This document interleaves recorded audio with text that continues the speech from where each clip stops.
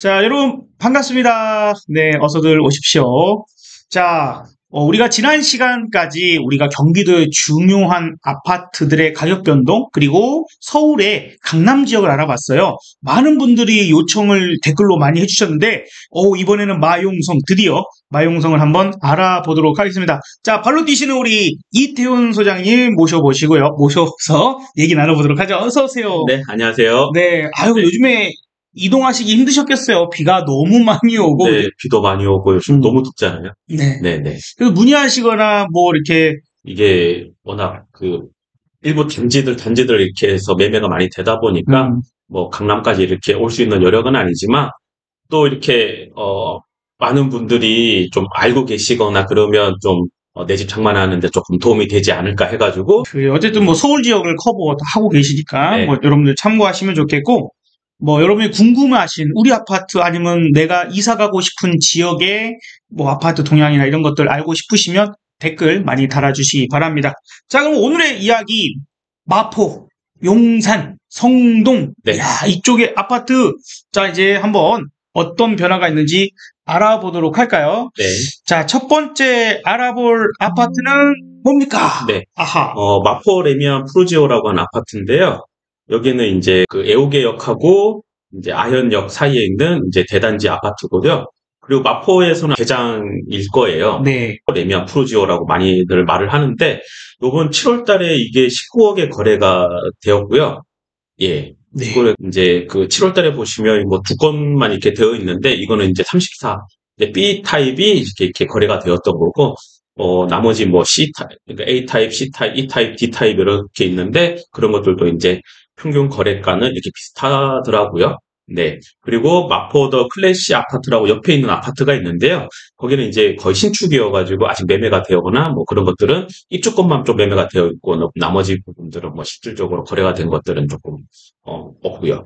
그렇군요. 마포 레미안 푸르지오. 네. 마포의 거의 가장 핵심적인 네. 아파트, 많이 선호하는 아파트로 일단은 첫 번째는 마포 레미안 푸르지오를 알아봤습니다. 두 네. 번째, 자, 볼까요? 마포 자이 2차가 나왔네요. 마포 자이 2차도요. 여기는 이제 태흥역이라고 하는 이제 서강대역 주변에 있는 아파트고요. 여기도 이제 큰 단지는 아니에요. 한 500세대짜리 아파트인데, 여기서 제가 의미 있게 찾은 것들은 뭐냐면, 올해 6월 달에 신고가를 하나를 찍은 게 있더라고요. 네. 신고가를 찍었는데, 제가 이제 앞으로 이제 뒤에 좀 설명을 드릴 것 중에 하나인데, 신고가를 찍은 아파트들이 이제 상당히 있더라는 거예요. 그래서 이제 마포 자이 2차도 500세대 이상에서 이제 33평형대가 이제 거의 18억에 가깝게 이제 매매가 최근에 되었습니다. 네. 6월 달에 20층, 그러니까 층별 조금 차이도 있을 거고, 네. 근데 17억 9천만 원에 신고가로 거래가 됐군요. 네. 마포 자이 2차였습니다. 네. 신촌숲 아이파크. 이것도 이제 서강대역 이제 경의중앙선역 이제 아래쪽에 있는 이제 아파트인데요. 이 아파트는 이제 1000세대 정도 되는 아파트고요. 그리고 2024년 7월 달에 이제 거래가 되고 있는 상황이고, 여기도 이제 보시면 19억 8천, 20억 천, 이제 가격 형성들이 이제 한 20억 정도의 이제 형성이 되어 있습니다. 네.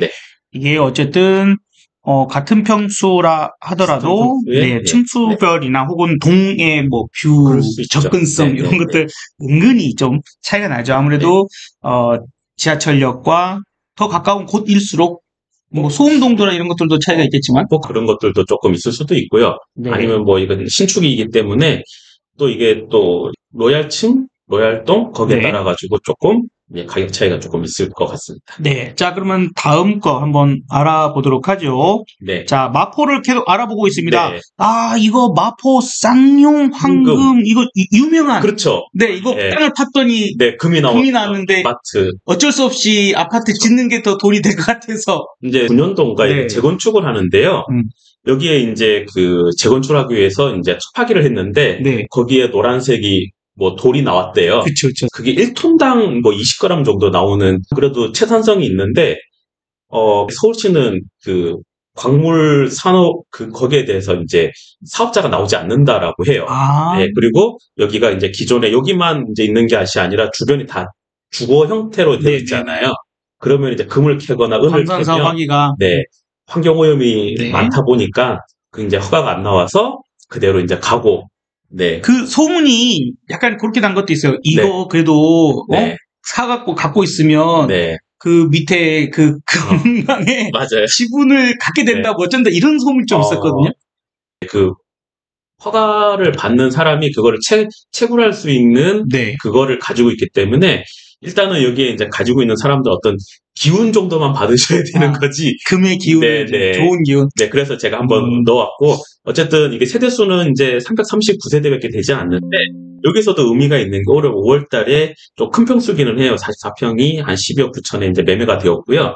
여기가 이제 9억대가 이제 최근에 거래가 되고 있는데 저희가 몇 번의 시간 나눠서 말씀드렸잖아요. 그죠? 네. 9억에서 10억 사이 서울에 있는 아파트들이 거래가 조금 많아진다라고 하는 그런 케이스가 아하. 제가 이제 이런 쪽이 있지 않을까. 마포역 이제 5호선하고 가깝기도 하고요. 마포의 망원시장. 망원시장. 네. 망원시장 주변으로 이제 아파트들이 이제 약간 큰 규모는 아니에요. 이제 뭐 500세대 미만의 아파트들이 제가 오늘 이렇게 서치를 하다 보니까 거기가 이제 9억대 아파트들이 꽤 많더라고요. 그래서 이제 거기에 이제 하나하나씩 이렇게 클릭해서 보니까 거래들이 그래도 한 건, 두 건씩 이렇게 되고 있더라고요. 조금 약간 구축이기는 해도 네. 이제 거래가 이제 거기까지 이제 미치고 있는 상황인 거고.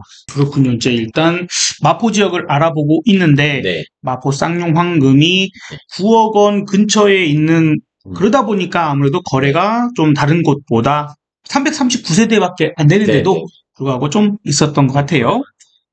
네. 자, 다음 용산으로 넘어갑니다. 네, 이제 용산으로 넘어왔는데 용산은 이게 좀 타입이 용산은 대규모의 한 1000세대 이상 도는 아파트는 잘 없고요. 대부분 한 500세대 미만으로 아파트가 있거나 아니면 평수가 한 55평형 이상.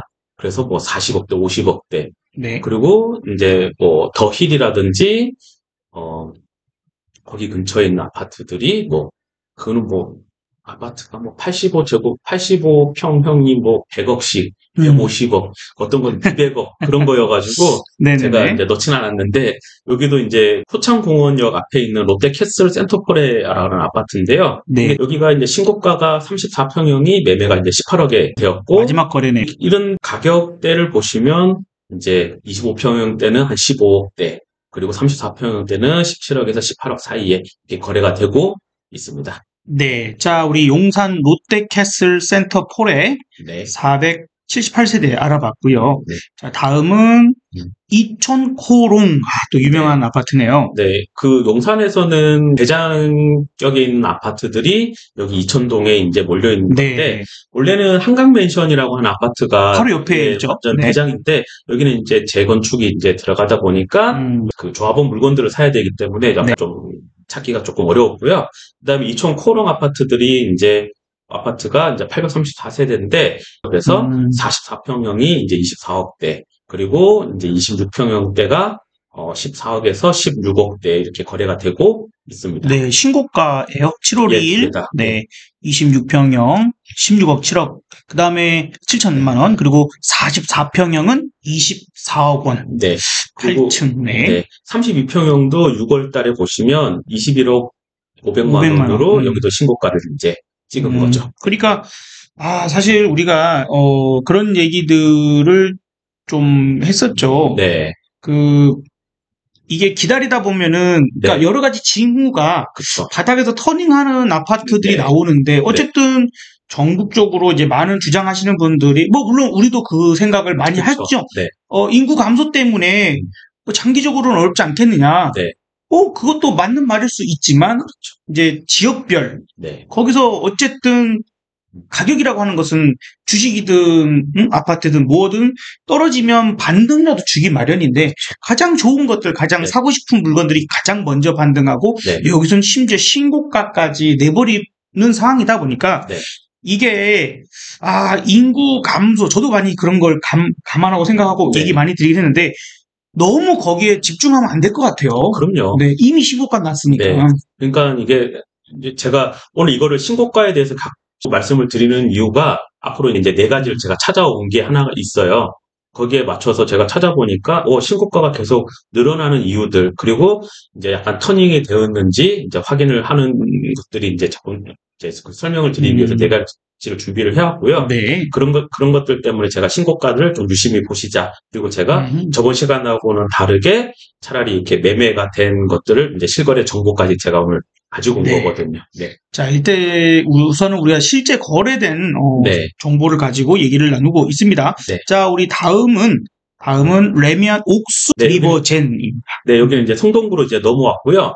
성동구도 보시면 여기도 이제 12년도에 입주를 시작을 했고 확실히 성동구는 이제 그 대규모의 아파트들이 맞아요. 많아요. 단지가 네, 많죠. 단지들이 많고 그리고 여기가 생각보다 이제 강남하고 접근성이 되게 좋기 때문에 뭐 동호대교를 넘어가도 되고 그다음에 뭐 영동대교를 넘어가도 되고 그러다 보니까 강남하고 접근성이 좋기 때문에 확실히 대규모 아파트도 많고 그래서 레미안 옥스 리버젠이라고 하는 거는 구모역하고 이제 가까운 거리에 있는 아파트인데요. 여기도 24평형대가 16억 5천에 신고가를 이제 찍었고 그리고 7월 달에 또 34평형이 18억 7천만 원에 그래서 약간 저층이잖아요. 그죠? 네네. 2층, 4층, 6층이 이렇게 거래가 되었는데요.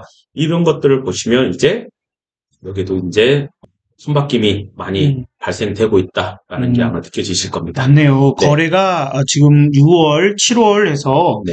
뭐 불과 지난달이고 그렇죠. 이번 달이잖아요. 네. 근데 거래가 꽤나 늘었다. 물론 단지는 조금 큰 편이지만 네. 거래가 확실히 늘고 있구나를 알 수 있는 것 같습니다. 여기도 어쨌든 신고가를 냈네요. 네. 다음은 서울숲 2차 푸르지오. 네. 여기 서울숲 2차 푸르지오도 여기도 예전에 그 재개발을 했던 지역인데요. 여기도 이제 12년 8월 달에 이제 입주를 시작을 했고, 여기는 이제 586세대이긴 해도 서울숲 1차 푸르지오도 있고, 2차 푸르지오도 있고, 그러다 보니까 이제, 하나의 네임밸류가 있는 아파트고요. 네. 여기서도 보시면, 이제 7월 달에 보시면, 이제 34평형이 19억 2천만 원으로 신고가를 경신을 했고요. 그 다음에, 이제 23평형도 14억에서 이제 14억 4천만 원 정도 선에서 이제 거래가 되고 있는 모습을 보이고 있습니다. 네. 네. 자, 그러면 또 다음도 서울숲 리버뷰 자이입니다. 네, 이거는 서울숲 리버뷰 자이도요. 뷰가 두 가지라는 거 아시겠죠? 아, 그죠. 리버뷰니까 일단 네. 강이 보이네. 한강도 있고 또 하나가 또 있겠죠. 서울숲도 네. 보인다라는 그런 아파트인데요. 여기도 보시면 이제 42평형이 이제 신고가를 이제 찍고 33평형도 이제 19억 6천만 원에 이제 갱신을 했습니다.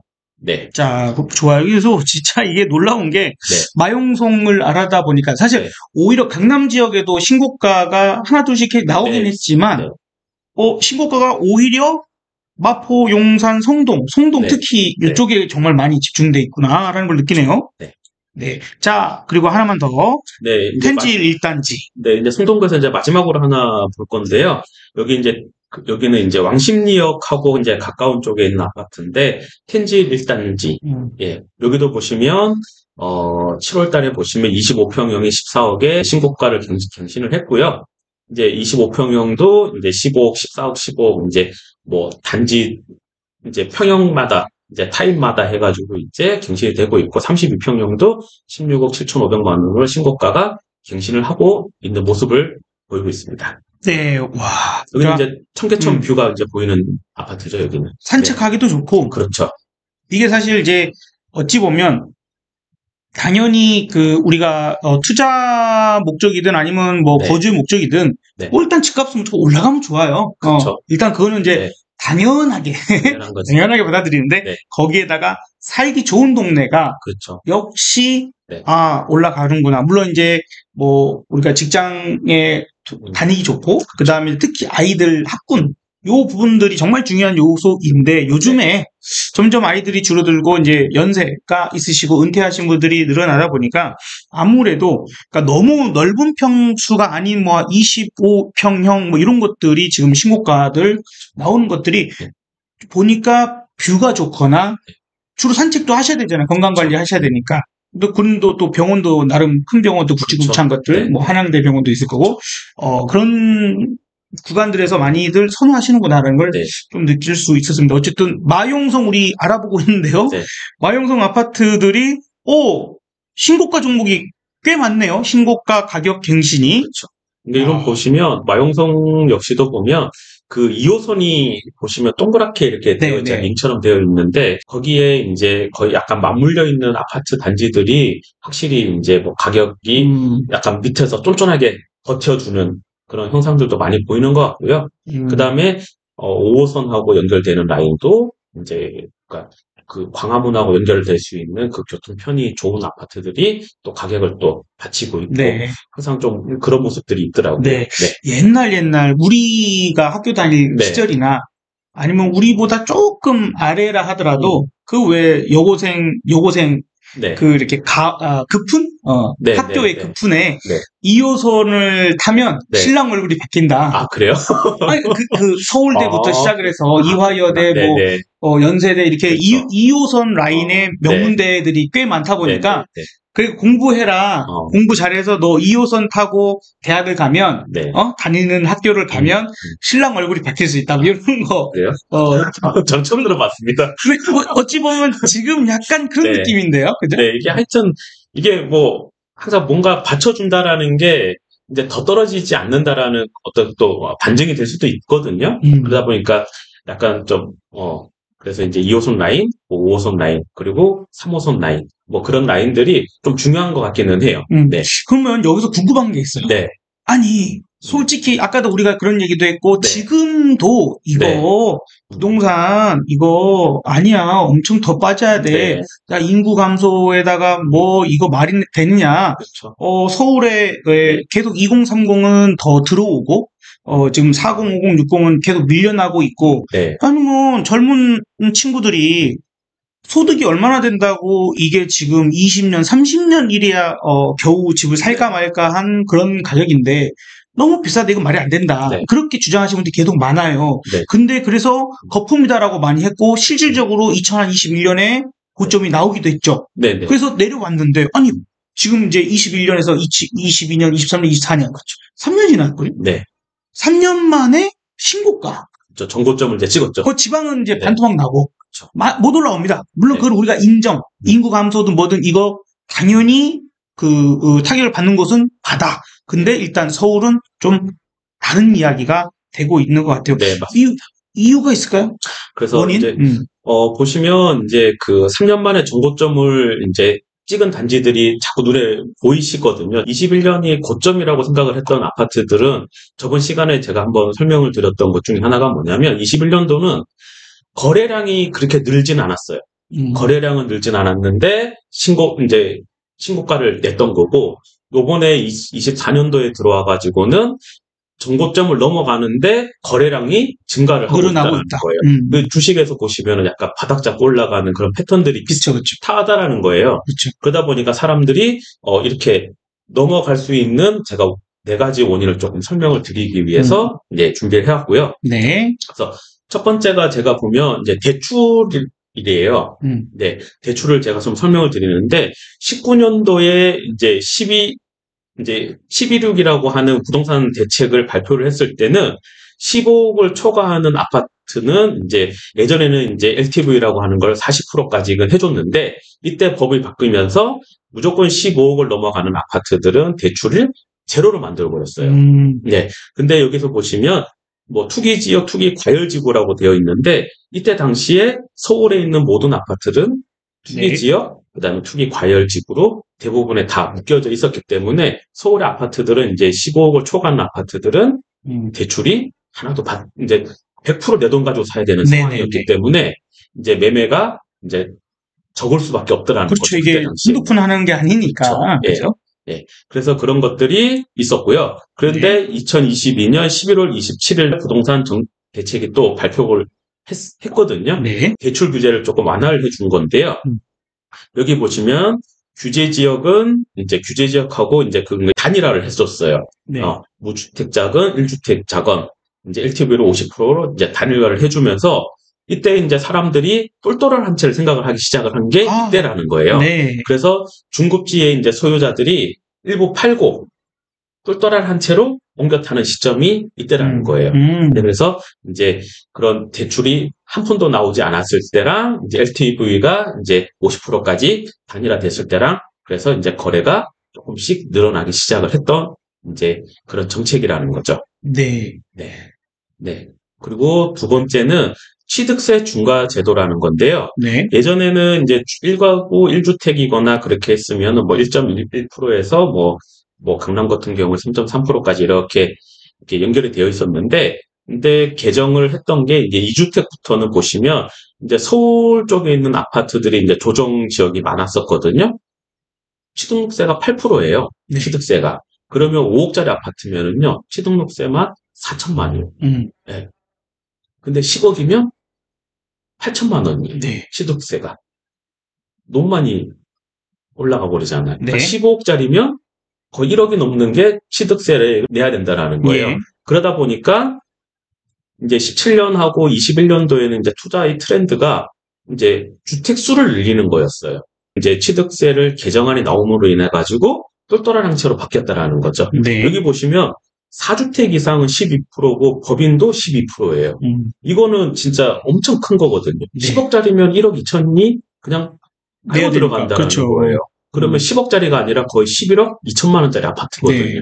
그런 것들 때문에 사는 것에 대한 세금이 너무 크다 보니까 예. 그렇다 보니까 사람들이 약간 매수를 하는 것에 대한 꺼려지는 것들이 있었는데 네. 이것들이 지금 계속 이어져 오고 있거든요. 그러다 네. 보니까 뭐 하나를 더 사겠다, 두 개를 사겠다 사람들이 조금 이제 서울이 아니라 경기도권으로 하나 더 사거나 아니면 경기도권으로 이사 가는 그런 분들이 조금 생기다 보니까 이제 경기도권에도 아파트들이 최근에 매수가 많이 되고 네. 자, 그리고 이제 다음 네. 세 번째는 네. 소득이 늘어났나요? 이게 이제 작년 연말 정산을 하잖아요. 그죠? 네. 연말 정산을 하다 보면은 2022년도 거를 조사를 할 거 아니에요. 그죠?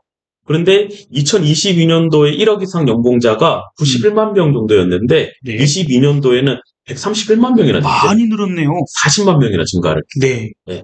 그러다 보니까 이렇게 또 고액 연봉자들이 이분들은 이제 급여를 통해 가지고 고액 연봉자들이기도 하는데 그때 한참 할 때 비트코인이라든지 가상화폐라든지 지금도 가상화폐로 돈 버시는 그렇죠. 분들이 그래도 꽤 많으실 거 아니에요. 네. 그런 분들은 약간 소득이 노출되지는 않았겠지만 이제 그런 예전에는 이제 단순히 회사를 통해서 내가 근로를 통해 가지고 급여를 받던 사람들이 다른 형태로 이제 소득 수준이 많이 높아지는 그런 상황도 있다 보니까 최근에 이제 또 그런 분위기 자체는 또 그분들도 다 계속 10억 가지고 20억을 만들었는데 20억 가지고 40억을 만들기에는 솔직히 쉽지 않잖아요. 쉽지는 않죠. 그래서 약간 일부는 부동산 쪽으로 돌리는 분도 있지 않나. 그래서 이제 늘어난 소득을 가지고 있는 사람들이 갑자기 이렇게 많이 늘어났는데 올해도 아마 시간이 지나고 나면 이거 131만 명이 아니라 또 훨씬 더 늘어날 수 있죠. 근데 이게 진짜 빈익빈 부익부가 네. 심각해져 간다라고 네. 보기는 봐야 됩니다. 네. 어쨌든 특히 이제 대기업에 다니는 분들은 어쨌든 연봉은 계속 자체가 올라요. 네. 그래서 억대 연봉을 갖고 가시는 분들이 정말 많이 늘기도 늘었고 반면에 이제 중소기업 혹은 자영업 하시는 분 이번에 또 팀원 사태와 위오프 사태 때문에 자영업 하시는 분들이 또 한 번 피눈물을 흘릴 것 같아요. 그래서 이 격차가 이렇게 벌어지는 부분들이고 아까처럼 신고가 아파트나 이런 부분들은 솔직히 좀 잘 나가시는 소득적인 부분들이 그래서 원인 중에 하나가 소득이 늘었다 이 부분인데 사실은 이제 전체라기보다는 이제 전체가 아닌 이제 일부이지만 어쨌든 늘기는 늘었거든요. 그래서 그런 것들 방금 전에 비트코인 이런 거 얘기를 하셨는데 한참 비트코인 가격이 엄청나게 올라갈 때요. 그때 강남에 부동산 이제 하시니까 아마 그런 일 겪으실지 모르겠지만 진짜 그렇대요. 후드티 딱 대충 입고 슬리퍼 찌찌찌찌 끌고 와서 젊은 애가 나이 30도 안 됐어. 그래갖고 그냥 저 앞에 저 빌딩 저거 얼마예요? 그래요? 깐깐대면 요즘 시기가 건물을 살 시기가 좀 아닙니다. 이렇게 됐고요. 얼마냐고요? 이러고 가고 다시 와고 또 그러고 가고 포르쉐 매장, 페라리 매장에도 그런 애들이 찍찍찍찍 끌고 와갖고 막 타보고 타타해보고 살 것처럼 완전히. 근데 왜냐면 그때는 지가 어쨌든 수익이 늘어나고 있는 게 눈에 보이니까 이게 이제 1년만 지나면 나는, 와, 100억이 되겠다. 이 환상을 갖고 있는 거예요. 네. 1년 해보니까, 네. 한 2달, 3달 해보니까, 1,000만 원이 3,000만 원 됐거든. 맞아요. 와, 이 속도면 내가 1년 후에는 네. 100억, 200억이 됐겠다. 빌딩 하나 살까? 포르쉐 뽑을까? 네. 이게 다 죽었죠. 그렇죠. 그리고 그때 골프 인구도 2030 엄청 늘었어. 엄청 늘었죠. 그래서 지금은 2030 애들이 다 물건 내놓습니다. 중고 매장에. 맞아요. 그러니까 저도 뭐 이렇게 얘기 들은 것 중에 하나가 어떤 개그맨이 뭐 3,000만 원 가지고 비트코인을 뭐 가상화폐를 샀는데 그 사람이 한 며칠 지났더니 그게 억 단위로 부러져 있더래요.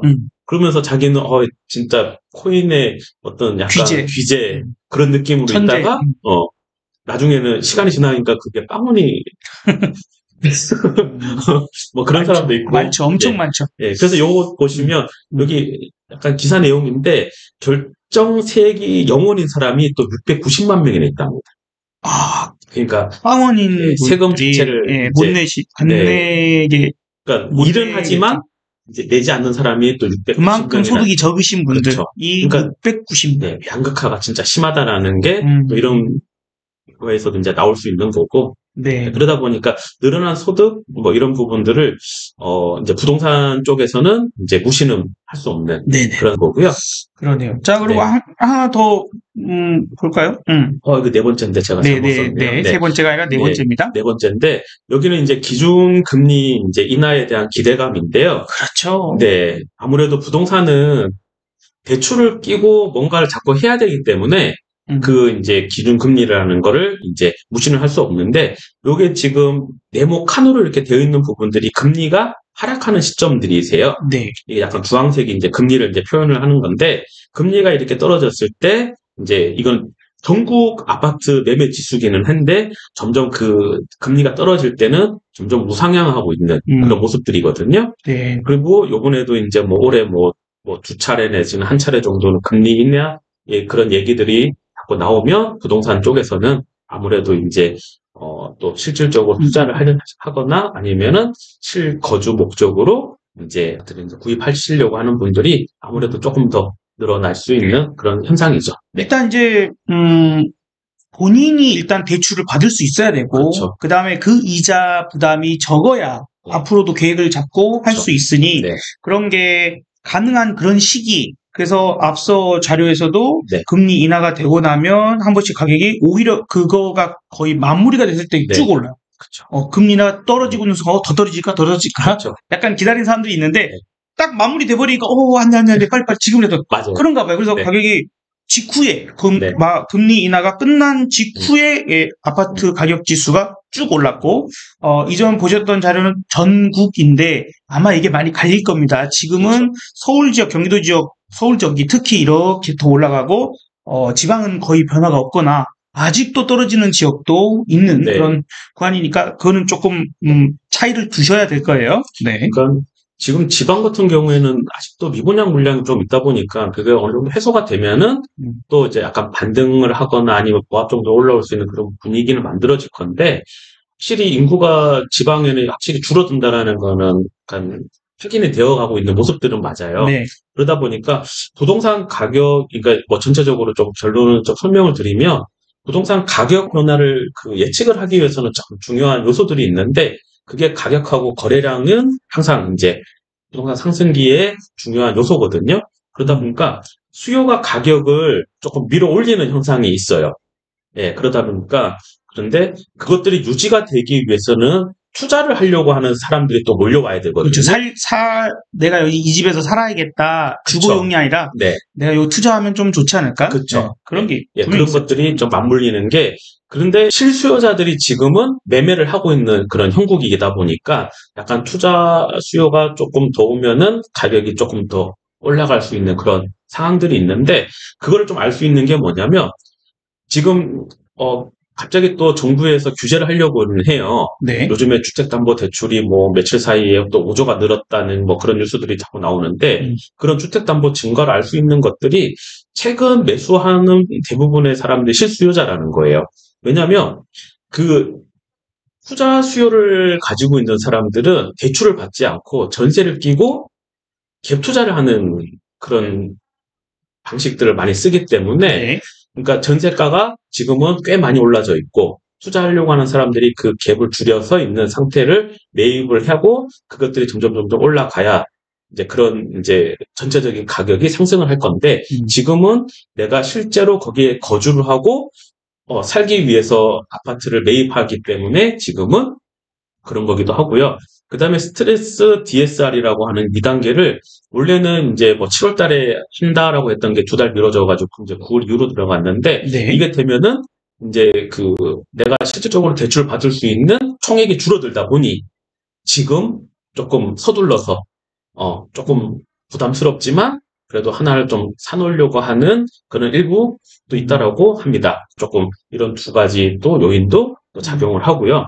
실제로 이제 거주하려고 하시는 분들은 집값이 오르거나 떨어지는 거랑 조금 그런 거랑 상관없이 내가 필요하다고 생각이 드시면 뭐 집을 하나 정도 이제 사서 좀 거기서 안정적인 생활을 하시는 것도 이제 나쁘지 않다라고 저는 생각을 하는 사람이기 때문에 네. 좀 말씀드리고 싶었던 거고요. 네, 요즘에 이제 저희가 사실 좀 이런저런 얘기를 많이 하다가 네, 이제 많은 분들이 아직도 많은 부분들 특히 이론적인 이야기, 네. 정책적인 부분들의 얘기들을 많이 하시는 분들이 부동산 야 아직 멀었어 떨어지려면 더 떨어질 것이고 가격 훨씬 네. 많이 또 이거 일시적인 반등일 거야 다시 크게 떨어질 거야는 얘기하시는 분들이 워낙 많아요. 근데 우리가 시각은 좀 다양하게 볼 필요가 있다.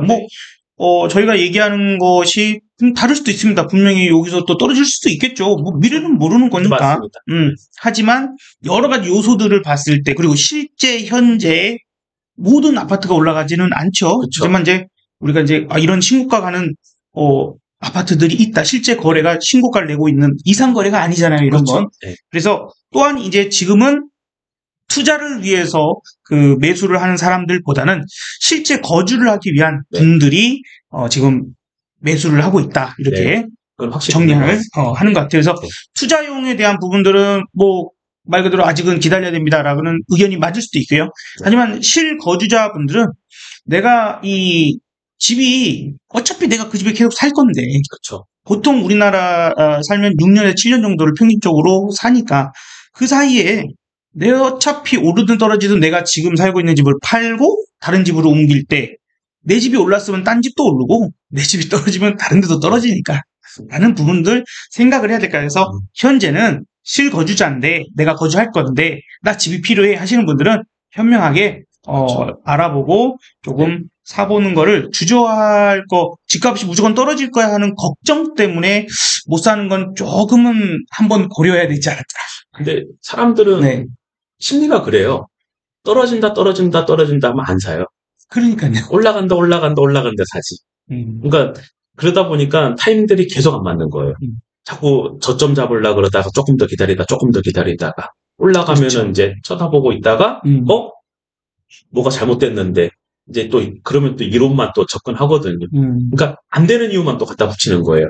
그런데 사람들은 팔지 않거든요. 여기서 이제 문제가 본인도 생각을 할 거잖아요. 네. 그러니까 본인이 조금만 더 떨어졌으면 좋겠어. 아마도 이래서 떨어질 거야 라고 생각하고 있으면 그런 주장하시는 분들 이야기만 듣게 되고 그분들 얘기만 맞는 것 같아요. 맞아요. 근데 이제 마음은 양쪽 다 열어놓고 한 번 정도 반대 의견들도 들어볼 필요가 있지 않을까 하는 의미에서 우리가 사실 초반에 우리 영상의 초반에는 이론적으로 이런 구간에 와 있다. 그래서 이제 반등, 회복 구간에 진입을 하는데 이럴 때는 실수요자들이 먼저 구입을 한다. 그리고 조금 더 지나야 이제 투자를 위한 투자 수요가 좀 달라지기도 하고 이제 또 그때도 또 영끌이라는 얘기가 또 나올 거예요. 그러면 계속 반복이 되는데 쟤를 그러니까 혼자 아니라고 계속 손살에 치지는 말자라는 거예요. 내가 하나 살 정도의 능력이 되거나 가지려고 했던 분들은 좀 적극적으로 좀 알아보시는 것도 지금 좋은 타이밍이고 조금 더 늦어지고 조금 더 빠지기를 기다리는 사람들은 조금 더 기다려보세요. 어차피 지금 너무 많이 또 올라갔다고 생각하시는 분들은 최근 한번 또 한 템포 쉬시면 돼요. 어차피 또 어떤 방향에 따라 정책도 있고 뭐 우리나라만 가지고 얘기하는 건 아니잖아요. 금리 자체는. 그러다 보니까 또 그때 당시에 또 시간이 조금 흘렀을 땐 떨어지면은 그때 가서 사시면 되는 거고, 지금 뭐 누가 저희가 얘기를 드리는 건, 지금 당장 사셔야 된다. 그건 아니지만, 또 이게 똑같은 패턴일 거거든요. 좀 가격은 네. 차이가 있을지 모르겠지만, 거래량과 가격이 동반 상승하면, 그때는 좀 관심을 가지시고 보시고, 거래량이 떨어지는데, 가격이 자꾸 올라간다 그러면 기다리세요. 기다리세요. 그거는 약간 방향이 맞지가 않잖아요. 거래량은 떨어지는데 가격은 올라. 이건 방향이 안 맞는 거거든요. 그렇죠. 지금은 같이 올라가니까 지금은 약간 상승기로 보는 거고, 조금 보합기라든지 또 하락기가 또 금방 찾아올 수도 있으니까, 준비가 되지 않은 분들은 무리하게 쫓아가시지 마시고, 준비가 되신 분들은 하나 사서 조금 좀 만끽하셔도 되는 거고, 저희가 이제 설명드리는 거는 무조건 올라갑니다. 떨어집니다. 그것이 아니라, 네.